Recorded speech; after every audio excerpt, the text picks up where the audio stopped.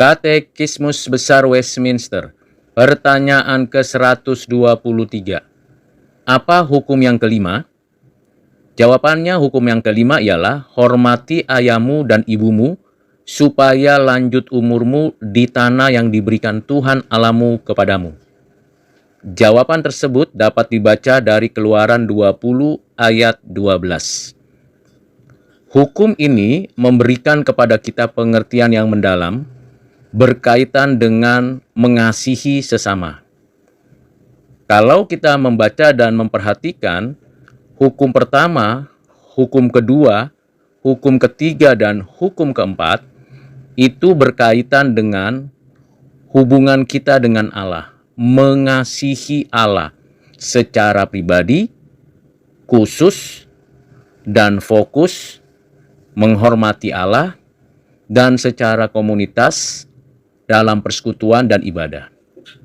Itulah yang mendasari bagaimana kita seharusnya mengasihi sesama.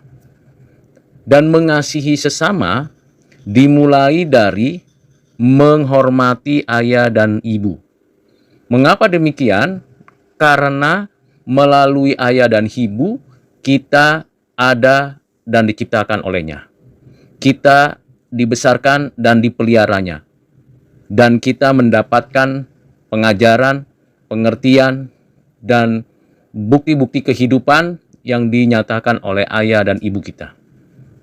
Mengapa kita perlu menghormati ayah dan ibu? Karena kedua pribadi inilah yang membentuk dan memperlengkapi kita secara individu, mengenal dunia di mana kita berada, dan mempersiapkan kita untuk menjalani kehidupan di bumi ini yang penuh dengan tantangan, penuh dengan cobaan, gangguan, bahkan juga kesempatan demi kesempatan. Mengapa kita perlu menghormati ayah dan ibu kita? Karena dengan penghormatan itu kita menyadari bahwa ayah dan ibu kita lah yang pertama kali memperkenalkan kepada kita siapa dirinya dan bagaimana tugas tanggung jawab sebagai manusia yang menjalani maksud dan tujuan hidup yang Tuhan tentukan. Dengan demikian, kita betul-betul menghormati dan menghargai kehadiran ayah dan ibu kita. Lalu bagaimana kita mengerjakannya? Tentunya kita bukan hanya sekedar takut, gentar, dan penuh dengan rasa kebimbangan atau keraguan dalam kehidupan kita menghormati ayah dan ibu kita. Tetapi kita melakukan apa yang ayah ibu kita perintahkan, sampaikan, nyatakan kepada kita. Tentu ada contoh, ada teladan, ada model yang ditampilkan oleh ayah kita dan ibu kita sehingga kita mudah untuk meniru, mengikuti, dan bahkan memberikan apa yang ayah ibu kita katakan kepada kita untuk kita lakukan. Artinya kita menaati ayah dan ibu kita. Apa yang menjadi tujuannya? Mengapa kita melakukan apa yang diperintahkan Tuhan Allah kepada kita untuk menghormati ayah dan ibu kita? Karena di dalam penghormatan itu Tuhan memberikan berkat. Apa berkatnya? Lanjut umur di tanah yang diberikan Tuhan. Ini bukan hanya sekedar umur panjang seperti kakek, nenek, ayah, ibu kita, tetapi bicara tentang kehidupan yang sejahtera. Ini bukan berarti tidak ada kesulitan atau kesusahan dalam menjalani kehidupan karena kita sudah menghormati ayah ibu kita. Tetapi ini memberikan kepada kita pintu masuk kepada hidup yang sejahtera.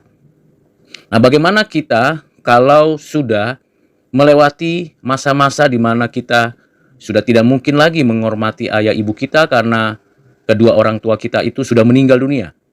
Tentulah kita tidak datang ke kuburan untuk memberikan sesajen atau memberikan semacam persembahan. Tidak demikian.